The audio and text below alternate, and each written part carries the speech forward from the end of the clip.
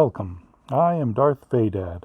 Join me as I remember things I loved when I was younger and still love today. Battlestar Galactica, Knight Rider, The A-Team, MacGyver. U.S. television in the 1970s and 80s varied from soaps and sitcoms to game shows and TV movies.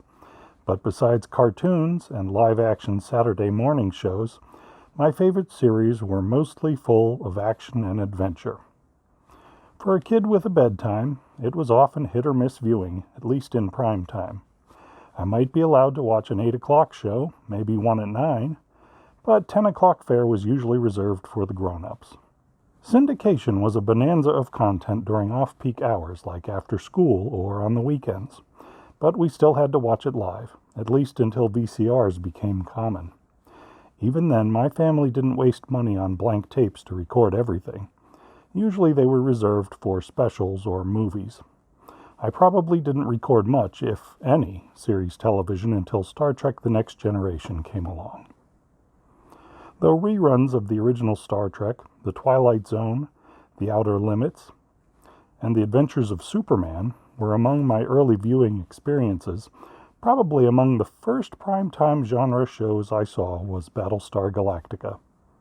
After the success of Star Wars in movie theaters, Battlestar was tailor-made for kids who couldn't get enough science fiction. The 1978 series featured dogfights in space, sinister villains, and of course, the imposing Cylon robots. Among my earliest memories are of my friend Jimmy, who lived above us in a multi-family house. He had cool Colonial Viper and Cylon Raider toys we could pretend to dogfight with. Pilots like Apollo, Starbuck, and Boomer were our heroes. But who didn't secretly love young Boxy's pet Daggett called Muffet? At the time, we were blissfully unaware that the dog-like robot was played by a chimpanzee.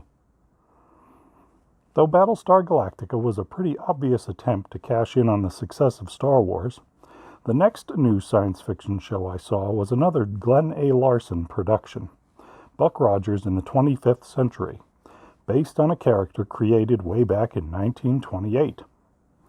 Gil Gerard's Buck Rogers was a man out of time. His Rip Van Winkle origin made him an easy protagonist to root for, a 20th century hero flung into a technologically advanced future.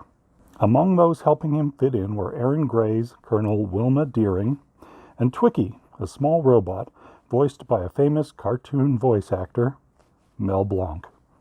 I also remember some more down-to-earth science fiction shows from the 70s, like Bill Bixby's The Incredible Hulk, or The $6 Million Man starring Lee Majors, and its spin-off The Bionic Woman with Lindsay Wagner.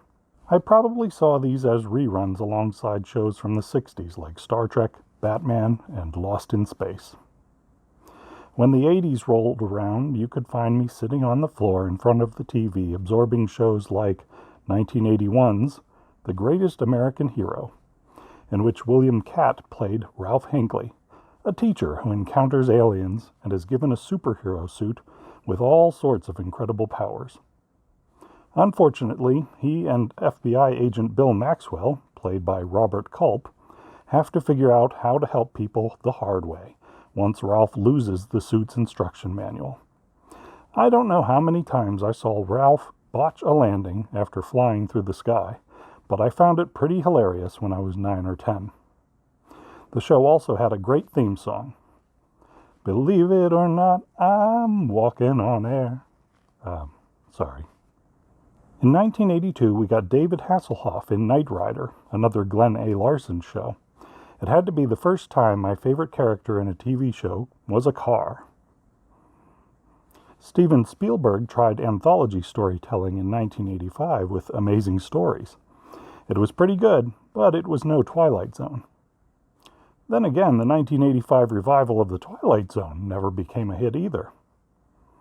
There were longer-running action series like Magnum P.I., The A-Team, Airwolf, The Fall Guy, or MacGyver to watch, but I would also gravitate toward less successful shows like Tales of the Gold Monkey or Bruce Boxleitner's Bring 'Em Back Alive, both of which tried unsuccessfully to cash in on the popularity of Raiders of the Lost Ark.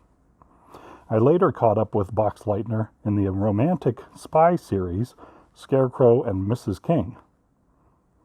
The 80s had plenty of short-lived science fiction shows too, such as Automan, Max Headroom, and Probe, a show co-created by famous author Isaac Asimov.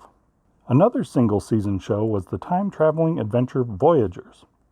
Though it didn't last long, the idea of time travelers fixing problems proved more successful at the end of the decade, when Quantum Leap made Scott Bakula a household name. The real bookends to my childhood TV viewing experiences were Star Trek and Star Trek The Next Generation.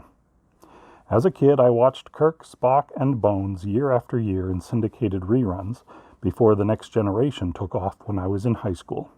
When I went off to college, it was the one show I went to the trouble of watching in my dorm's student lounge now and then. Along the way, I enjoyed some great TV, some stinkers, and a lot in between. What was your favorite action-packed television series in the 70s or 80s? Feel free to share it in the comments below. If you enjoyed this trip down memory lane, tap the like button and subscribe for more Darth Vadad videos. Or consider joining my Patreon page at www.patreon.com/DarthVadad. Thanks for watching, and have a great day.